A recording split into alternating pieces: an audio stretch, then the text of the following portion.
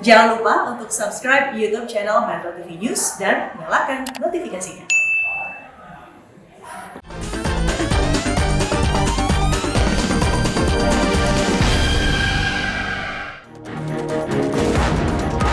Kementerian Kesehatan menyiapkan personil untuk melakukan imunisasinya dan juga menyiapkan penganggarannya, dan itu kami akan bahas bersama dengan Kementerian Keuangan terutama, dan mudah-mudahan semuanya berjalan lancar dan diridhoi oleh Tuhan Yang Maha Kuasa.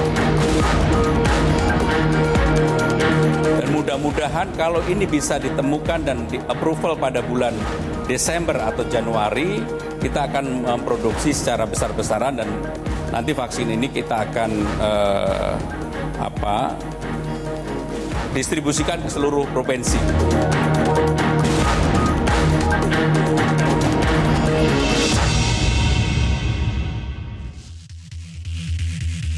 Pemirsa, selamat malam. Anda menyaksikan Prime Talk Tajam Mendalam bersama saya, Rory Asyari. Pemirsa, sejumlah negara berpacu dengan waktu untuk membuat vaksin COVID-19. Dalam beberapa hari terakhir ada kabar gembira terkait dengan pengembangan vaksin ini. Meskipun vaksin baru akan tersedia secara luas, bila semua prosesnya lancar, diperkirakan pada awal tahun depan.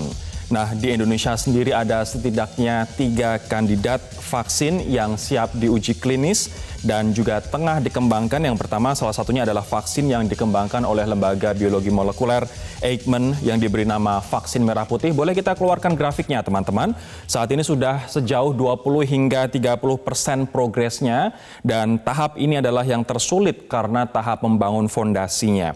Nah, perjalanan masih panjang. Pada Februari sampai dengan Maret 2021, Eijkman akan menyerahkan bibit vaksin kepada Bio Farma untuk diuji klinis tahap 1 hingga 3. Dan itu akan berlangsung 6 hingga 9 bulan. Artinya vaksin merah putih kemungkinan baru akan siap di akhir tahun 2021 atau awal 2022.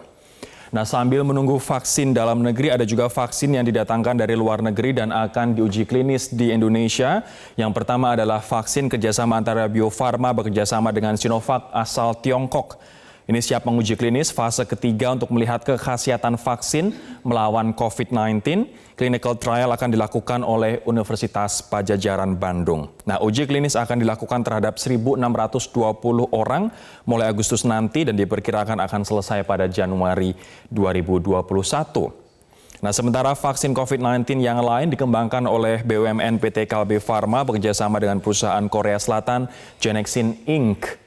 Ketua Tim Pakar Satuan Tugas Penanganan COVID-19 Wiku Adhisa Smito mengatakan bahwa proses uji klinis fase pertama telah dimulai pada Juni 2020 di Korea Selatan, sedangkan uji klinis fase kedua akan digelar di Indonesia pada Agustus mendatang. Nah, negara-negara lain pemirsa juga berkejaran dengan waktu, begitu di mana Jerman dan juga Amerika Serikat melakukan uji coba pada pengembangan vaksin mereka, begitu juga dengan Tiongkok dan Inggris juga mengembangkan vaksin serupa yang dikembangkan oleh University of Oxford bersama AstraZeneca yang bernama AZD1222.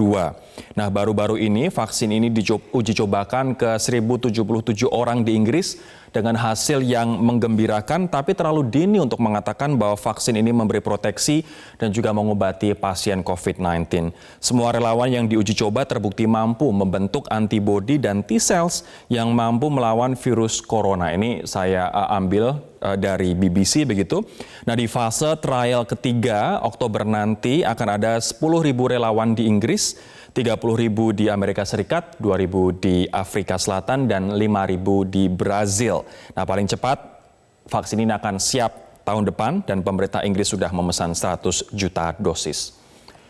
Nah, saat ini WHO, pemirsa, mencatat sudah ada 23 vaksin yang sedang diuji cobakan ke manusia begitu, 10 vaksin di fase 1, 9 vaksin di fase 2, dan 4 vaksin di fase 3. Sementara ada 140 vaksin yang saat ini di tahap preklinis. Tahap preklinis biasanya menurut para ahli ini diuji cobakan ke hewan.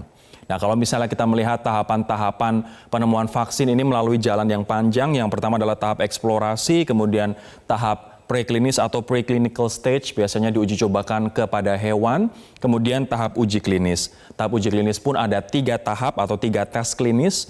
Yang pertama adalah tahap 1 diuji cobakan ke sekelompok kecil manusia untuk mempelajari keamanan dan respon imun. Kemudian tes klinis tahap 2 disebut WHO mencari dosis yang tepat dan melibatkan ratusan subjek.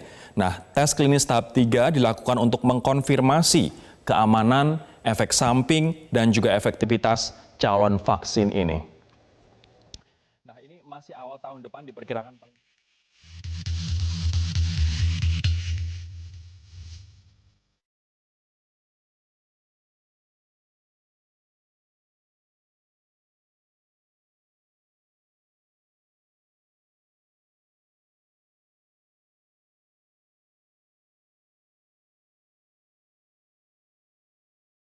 Negoro, Menristek dan Kepala Badan Ristek Inovasi Nasional, ada juga Kusnandi Rusmil, Ketua Tim Uji Coba Vaksin COVID-19 Universitas Padjadjaran, Dr. Pandu Riono, pakar epidemiologi UI, dan juga Dono Widiatmoko, pakar kesehatan masyarakat dan dosen di University of Derby, Inggris. Sesaat lagi tetaplah bersama kami.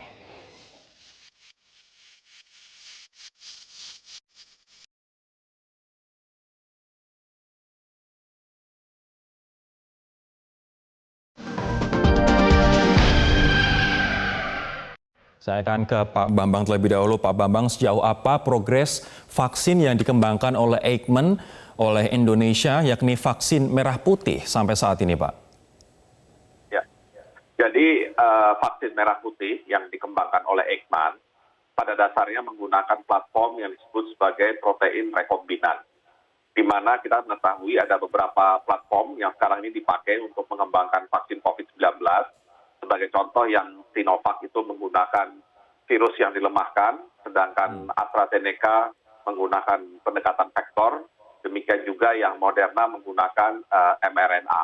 Jadi kita melihat bahwa upaya untuk pengembangan vaksin dengan berbagai platform ini memang untuk bertujuan mendapatkan vaksin COVID-19 yang cepat dan efektif, ya. Karena dua unsur ini sangat penting.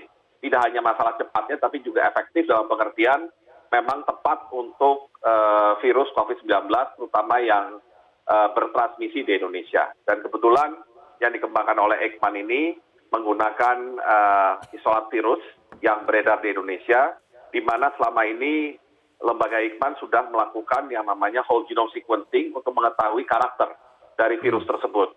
Di mana dari 10 whole genome sequencing yang sudah disubmit ke GISAID, 9 itu terkategori clade L, yang berarti mirip dengan virus yang berasal dari Wuhan, dari China. Sedangkan 1 itu masih kategori other. Nah, hari ini atau dalam konteks protein rekombinan, tahapannya adalah pada isolasi dan amplifikasi gen spike-nya. Dan kebetulan amplifikasinya sudah berhasil dilakukan, dan saat ini sedang dilakukan upaya untuk mengkloning gen tersebut ke vektor, dan harapannya sesudah itu kita bisa menghasilkan kandidat vaksin itu sendiri atau antigen. Saya dengar ini saat ini masih di tahap preclinic trial, artinya sedang diuji cobakan ke hewan sebelum nantinya sekitar 6 bulan sampai 9 bulan lagi baru akan diserahkan ke Bio Farma untuk dilakukan uji klinis terhadap manusia tahap 1, 2, 3. Betulkah saat ini sedang diuji cobakan ke hewan, Pak, untuk vaksin merah putih? Belum sampai ke hewan. Karena seperti tadi yang saya jelaskan, ini kita baru selesai mengamplifikasi gen spike dan gen nukleokapsidnya, S dan N-nya, yang kemudian nanti kita masukkan ke vektor sebagai nantinya antigen atau kandidat vaksin. Nah, ketika kandidat vaksin ditemukan, baru kita melakukan uji di mamalia atau di hewan. Nah, kalau uji hewannya sudah terbukti baik, maka vaksin atau bibit vaksinnya diserahkan kepada Bio Farma untuk dimulai dilakukan uji klinis tahap 1 dan selanjutnya tahap 2 dan 3. Ya. Baik, artinya kita masih menanti nih untuk vaksin merah putih dan ada juga kabar yang cukup menggembirakan. Namun kita pun tetap tidak boleh lengah begitu bahwa Sinovac pun kemarin juga mengirimkan calon vaksin ke Indonesia. Ada 2.000-an calon vaksin yang nanti akan dilakukan uji klinis tahap ketiga yang bekerjasama dengan Bio Farma dan ini nanti akan bekerjasama dengan Universitas Padjadjaran di Bandung. Tapi sebelumnya saya akan ke Pak Pandu terlebih dahulu. Pak Pandu hanya bisa sampai segmen ini. Pak Pandu, bagaimana Anda melihat progres pengembangan vaksin di sejumlah negara, termasuk di Indonesia, Pak Pandu? Saya kira itu suatu semangat yang luar biasa ya, karena betapa susahnya kita mengendalikan pandemi ini dan kita berharap adanya vaksin yang bisa efektif. Jadi perlombaan membuat vaksin itu memang harus dilakukan karena untuk mendapatkan vaksin yang efektivitasnya di atas 70% itu sulit sekali. Kalau hanya di bawah 60% itu seringkali tidak ada gunanya. Jadi kita berusaha menemukan vaksin yang efektif yang sampai di atas 60% atau 70% kalau bisa menghentikan pandemi ini. Dan itu pun pengembangannya juga sulit karena kita juga ingin mendapatkan apakah cukup aman untuk dipakai dalam jangka panjang dan berapa lama efek proteksinya. Nah ini yang tidak mudah karena kadang-kadang efek proteksinya hanya 6 bulan gitu atau 3 bulan. Jadi tidak ada gunanya seperti itu. Jadi ini masih panjang sebenarnya perjalanan untuk mendapatkan vaksin yang efektif dan juga aman, dan juga bisa memberikan efek proteksi yang cukup lama. Perjalanan kita masih panjang, masih jauh begitu, tapi kita butuh berapa persen dari penduduk Indonesia untuk divaksinasi, dan menurut Anda berapa waktu yang dibutuhkan untuk bisa memvaksinasi sejumlah warga Indonesia itu? Wah, cukup lama itu. Jadi adanya vaksin bukan solusi yang merupakan keajaiban, karena begitu ada vaksin yang efektif, kita harus memproduksi vaksin dan kemudian kita harus memvaksinasi penduduk, dan itu butuh waktu yang luar biasa lamanya dalam pengertian karena jumlah penduduk kita 260 juta, mungkin 5-10 tahun baru bisa 60% atau 90% penduduk divaksinasi, kecuali kita mempunyai cara-cara strategi yang sangat cepat, itu yang kita harus pikirkan. Jadi bukan hanya adanya vaksin, tapi juga strategi bagaimana kita bisa memvaksinasi dengan penduduk yang luar biasa tingginya dan tersebar di seluruh wilayah Indonesia.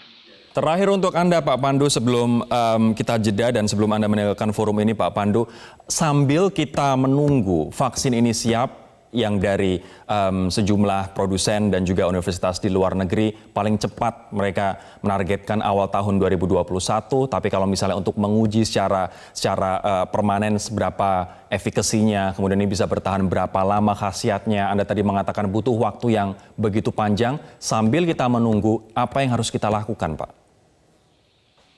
Sambil menunggu apa yang kita lakukan, kita harus bisa mencegahnya. Kita berharap dengan tadi mencegah penularan, yaitu dengan menggunakan masker, menjaga jarak dan mencuci tangan. Itu pilihannya. Dan kemudian dibarengi dengan memperkuat surveillance, testing, lacak, dan isolasi. Itu jangan ditinggalkan, karena vaksin masih cukup lama dan tidak mudah untuk bisa menyelesaikan pandemi ini. Baik, terima kasih Pak Pandu Riono. Saya nanti akan berbincang juga dengan Dono Widiatmoko dan juga Kusnandi Rusmil dari Universitas Padjadjaran Bandung. Masih juga bersama kami pemirsa Bambang Brojonegoro, Menristek, Kepala Badan Riset Inovasi Nasional. Kami akan melanjutkan perbincangan sesaat lagi.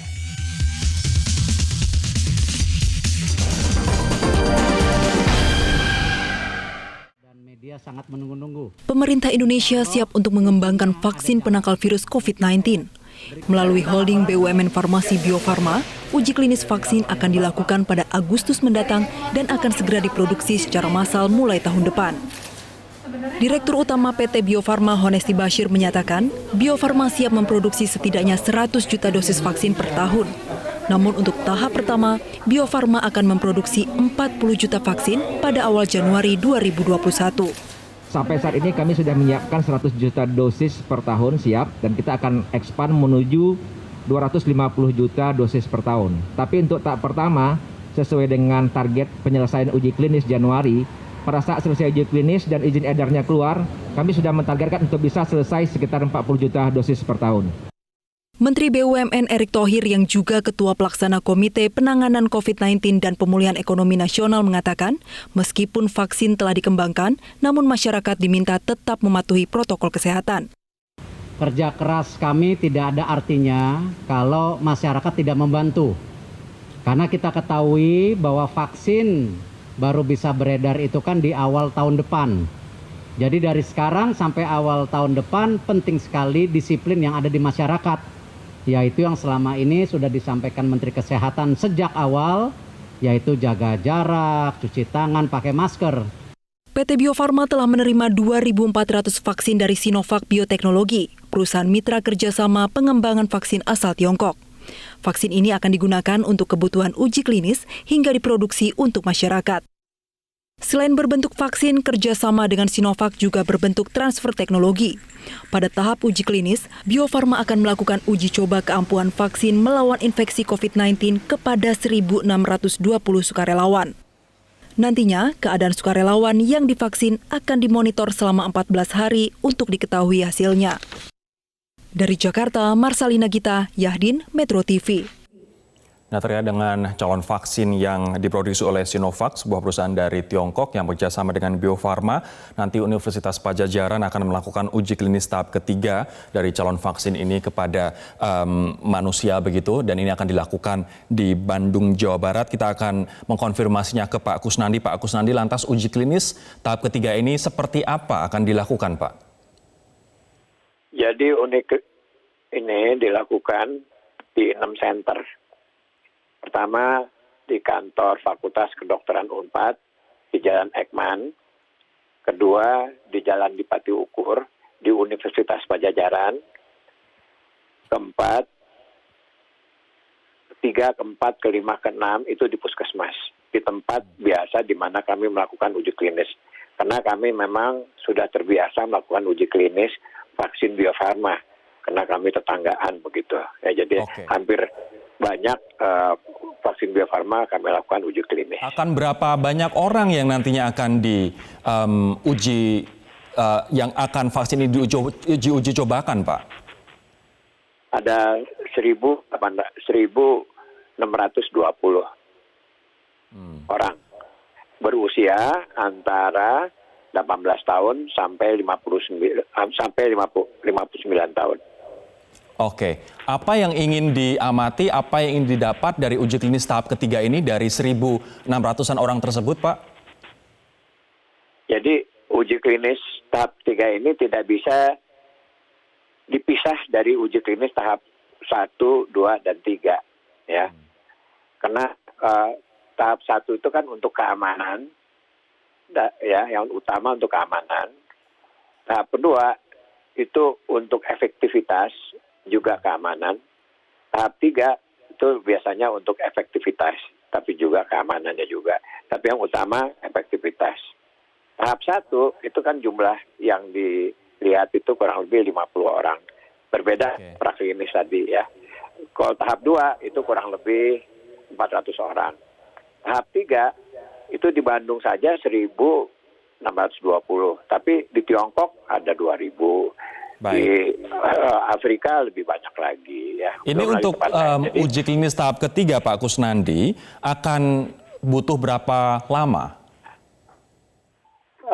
Kita 6 bulan. Sekitar 6 bulan. Kita 6 bulan namanya, 6 bulan. Baik. Nanti itu di-compare hasilnya sama yang dari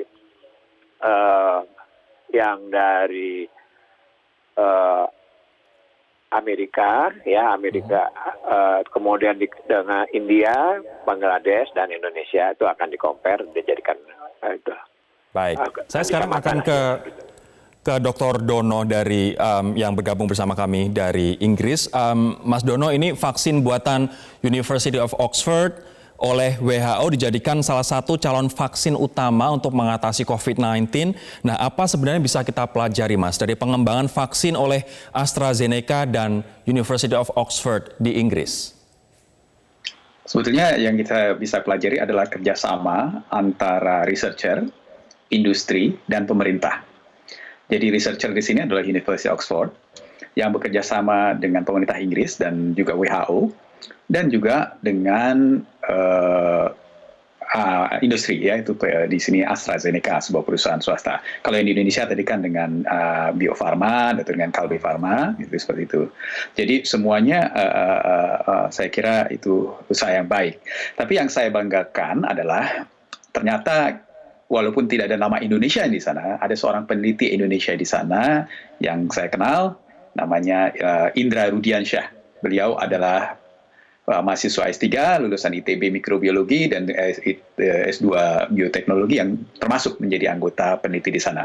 Jadi walaupun tidak ada embel-embel merah putih di sana, insya Allah kita juga berkontribusi pada dunia. Gitu. Jadi silakan Mas. Silakan. Jadi sampai saat ini penelitian tersebut masih berjalan, tetapi saya juga begini, saya pernah kerja di sebuah perusahaan farmasi global yang memproduksi obat-obatan. Jadi proses ini masih sangat panjang sekali. Jadi fase 3 ini artinya masih uji coba. Saya tidak tahu protokol yang dilakukan di Indonesia, di Unpad tadi seperti apa. Apakah itu clinical trial yang sifatnya dibandingkan dengan placebo atau tidak. Jadi harusnya kan kalau itu namanya randomized clinical trial yang double blinded begitu. Jadi ada satu kelompok yang diberi vaksin, yang satu kelompok lagi diberi vaksin yang placebo, yaitu vaksin bohong atau sham namanya. Bukan bohong sih, tapi artinya dibandingkan dengan tidak diberikan apa-apa. Baru kita nanti bandingkan efektivitasnya. Baik. Itu saya nggak tahu protokolnya seperti apa, tetapi harus dilakukan. Ini belum lagi nanti sampai harganya, Mas Rory. Jadi baru kita pada pengembangan. Karena tentu saja harganya mahal sekali. Nanti penetapan harganya bagaimana, distribusinya bagaimana, dan sebagainya. Baik, ini perjalanan kita masih sangat jauh dan sambil kita menunggu vaksin ini tersedia pun kita juga tetap harus menerapkan protokol kesehatan. Tapi yang menarik Pak Bambang, ini Indonesia pun juga tidak tinggal diam. Seperti negara-negara yang lain, Indonesia pun berusaha mengembangkan vaksin sendiri. Walaupun nanti mungkin siapnya akan lebih lama jika dibandingkan dengan vaksin-vaksin buatan di Tiongkok, kemudian di Inggris dan juga negara-negara lain. Tapi apa sebenarnya tujuan dan juga manfaat kita punya vaksin sendiri, Pak Menteri? Ya, pertama yang tentunya kita semua sadari, Indonesia adalah negara dengan penduduk keempat terbesar di dunia. Penduduk kita 260 juta. Dan tentunya banyak sekali wabah-wabah penyakit yang ada di Indonesia, baik yang juga terjadi di belahan dunia lain maupun yang unik di Indonesia karena iklim tropisnya. Ya, sehingga untuk menjaga, kan kita pendekatan kesehatan tidak hanya menyembuhkan atau mengobati, kuratif, tapi juga harus preventif. Nah, salah satu yang paling penting dalam preventif adalah vaksin. Dan itu harus kita lakukan kalau di luar COVID adalah untuk terutama anak-anak kecil, ya, yang balita yang memang vaksinnya harus lengkap, imunisasinya lengkap, sehingga nanti ke depannya dia bisa menjadi manusia yang sehat dan produktif. Nah, khusus untuk COVID, ceritanya sama, ya, karena saat ini kan ekonomi kita sangat terganggu sebagai akibat dari pandemi ini. Dan kondisi ekonomi hanya akan mulai rilis, akan mulai lebih lega kalau sudah jelas ada vaksin yang efektif. Ya, saya ingin mengutip yang disampaikan Pak Pandu tadi. Kalau bisa vaksinnya yang di atas 70% tadi, yang benar-benar efektif, sehingga orang tidak khawatir lagi untuk melakukan aktivitas ekonomi. Dan sekali lagi, faktor penduduk itu menurut saya tidak boleh diabaikan, karena kalau negara seperti, mohon maaf, Singapura cuma 5 juta, ya silakan saja vaksinnya beli semuanya dari luar. Tapi Indonesia itu harus bisa mengembangkan vaksin sendiri, karena kebutuhan kita yang sangat besar. Apakah ini juga untuk menghindari ketergantungan pada vaksin impor yang tentu saja harganya akan mahal, Pak? Betul sekali. Satu, harga mahal, apalagi dalam kondisi pandemi, dan semua pabrik obat farmaseutikal besar berlomba-lomba, pasti mereka akan dalam tanda petik mengcorner negara pembeli yang tidak punya alternatif dengan harga ya yang sesuai keinginan mereka. Sedangkan kita, meskipun mungkin tahapannya sesudah vaksin-vaksin yang Anda sebutkan tadi, paling tidak ketika kita sudah mulai memproduksi sendiri dengan vaksin yang kita kembangkan sendiri, maka faktor harga itu menjadi lebih controllable. Ya, artinya bisa lebih rendah daripada vaksin yang kita datangkan dari luar. Baik, sejumlah peneliti dan juga lembaga pengembangan vaksin di luar negeri mengatakan paling cepat vaksin akan tersedia awal tahun depan. Ini pun kalau misalnya lancar, dan kita pun juga belum tahu efikasinya akan seperti apa dan juga akan bertahan berapa lama, ini seperti yang disampaikan oleh Pak Pandu. Namun menarik untuk kita menggali lebih jauh dari Pak Kusnandi nantinya setelah clinical trial tahap 3. What's next? Apa yang selanjutnya akan dilakukan sampai vaksin dari Sinovac dengan Bio Farma ini siap untuk diedarkan secara luas? Kami akan membahasnya sesaat lagi.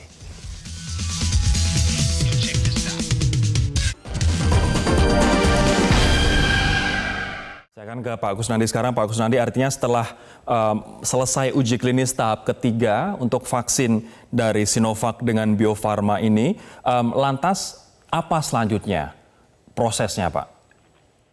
Ya, jadi sebetulnya saya ingin menambahkan yang awal, bahwa kita ini juga double blind randomized ya. Jadi kita itu ada double blind randomized ya. Jadi sama yang seperti yang kayak di Inggris tadi ya.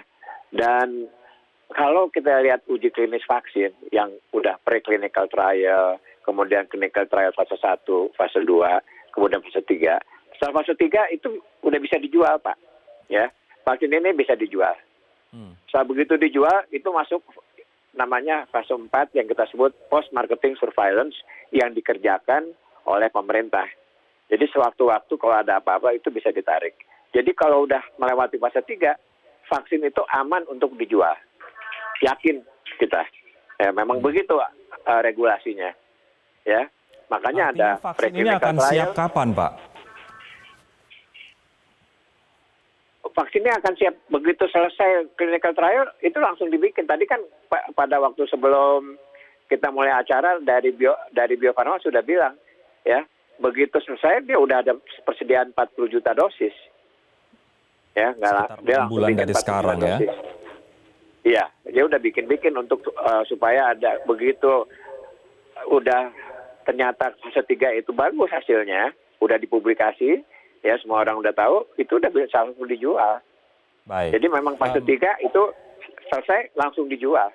Baik, saya ingin ke Mas Dono sekarang. Mas Dono, ini dengan adanya harapan terkait dengan vaksin ini, yang kita khawatirkan adalah kemudian masyarakat lengah, ada euforia, seperti new normal, ada euforia begitu. Apa yang ini Anda tekankan ke masyarakat terkait dengan penemuan vaksin dan bahwa kita juga masih tidak boleh lengah atau meremehkan COVID-19, Mas Dono? Baik, pertama vaksin ini belum tentu efektif, masih diuji coba. Dan saya yakin semua saintis sepakat bahwa kalau tidak efektif, kalau tidak safe, tidak boleh diedarkan. Jadi kita berharap vaksin ini ada salah satu yang akan efektif, safe, dan harganya terjangkau. Tiga poin itu. Kedua, jangan sampai masyarakat tadi bilang euforia, betul sekali. Atau kebalikannya, Mas. Saya baru mendirikan sebuah think tank dan membuat namanya Ruang Pikir. Ruang Pikir ini membuat survei. Ternyata 2% dari responden kami yang menjawab di seluruh Indonesia tidak percaya kalau COVID itu ada. Wow. Nah, kalau 2% saja tidak percaya, artinya vaksin ini nggak ada gunanya. Gitu, kurang lebih ya. Dan kalau kita lihat dari, saya terima kasih Pak Bambang Brojonegoro yang menekankan pentingnya tentang vaksinasi kita. Bahwa selama ini yang dipikirkan kebanyakan cuma kuratif. Preventif belum begitu dibayangkan. Dalam survei saya yang lain lagi menyatakan bahwa selama pandemi ini, lebih dari 15% anak Indonesia tidak mendapat vaksinasi. Itu dampaknya bukan lain luar biasanya. Bukan sekarang, nanti buat anak-anak kita. 10, 15, 20 tahun lagi. Mereka akan jadi generasi yang lebih, mohon maaf, lebih lemah, lebih penyakitan, IQ-nya rendah misalkan seperti dan sebagainya. Apa saran Anda, Indonesia Mas, agar tingkat vaksinasi kita meningkat pesat? Saya kira message dari pemerintah harus konsisten. Message konsisten. Sekarang sudah banyak gerakan anti-vax di mana-mana. Gerakan anti-vax ada di mana-mana. Dan kalau dan sebagainya. Jadi saya kira harus jelas, konsisten, dan Terima kasih Pak Bambang mengingatkan tadi, jangan fokus pada kuratif. Anggaran kuratif kita 93% untuk tahun berikut. Tahun ini, untuk tahun hanya 7% anggaran preventif. Jadi bisa dibayangkan anggaran vaksin kita berapa, saya nggak tahu. Oke, silakan tanggapannya Pak Bambang, sekaligus mungkin memberikan penegasan dan juga kesimpulan apabila nanti vaksin merah putih sudah jadi dan sudah siap, secara kualitas, reliabilitas akan seperti apa? Ya, pertama yang menarik adalah kenapa terjadi perlombaan vaksin seperti ini. Padahal kalau kita lihat sejarahnya, penyakit-penyakit lain, ya Pak Kusnandi dan Pak Dono mungkin juga lebih tahu dari saya, rata-rata menemukan vaksin itu bisa tahunan, bahkan ada yang puluhan tahun, bahkan ada yang sampai hari ini belum ada vaksinnya. Tetapi artinya ketika COVID, karena ini pandemi global, itu mungkin motivasi kenapa pabrik-pabrik besar itu berlomba-lomba. Nah, artinya seperti yang disampaikan Pak Dono tadi, vaksin itu tentunya pertama harus efektif. Karena itu yang disampaikan oleh lembaga Eijkman, platform protein rekombinan paling tidak itu dianggap lebih aman untuk terutama untuk transfer proteinnya dibandingkan platform lain. Dan memang cost-nya adalah dia memakan waktu lebih lama. Tapi yang paling penting kan bukan hanya cepat dan efektif. Ya, jadi tetap saya minta kepada tim Eijkman untuk bisa mempercepat, tetapi tidak boleh mengorbankan efektivitas. Dan satu lagi, jumlah yang divaksin di Indonesia itu bisa lebih dari jumlah penduduk, ya, karena vaksin itu yang nanti, vaksin COVID yang akan jadi nanti, kita belum tahu karakteristiknya. Apakah ini vaksin yang tadi masih perlu booster lagi, ada revaksinasi, kalau ternyata masa berlakunya itu pendek, atau vaksin ini bisa berbeda antar daerah, antar negara misalkan. Ya, jadi masih banyak pertanyaan yang harus dijawab, tapi kami tentunya berupaya di lembaga Eijkman untuk menemukan vaksin yang cepat, efektif, dan tetap mengedepankan kemandirian. Baik, terima kasih teman-teman, Pak Bambang, Pak Kusnandi, Mas Dono, dan tadi ada juga Dr. Panduriano, pakar epidemiologi UI, atas partisipasinya dan juga insight-nya di Prime Talk malam hari ini. Dan satu lagi pemirsa, apa tadi yang disampaikan oleh Mas Dono, bahwa kita tidak boleh terjebak euforia, tidak boleh meremehkan karena vaksin satu masih lama dan yang kedua juga belum tentu 100% efektif. Terima kasih sekali lagi Bapak-Bapak, dan demikianlah perbincangan kami di Prime Talk malam hari ini. Saya Rory Asyari undur diri, kita ketemu lagi besok. Sampai jumpa.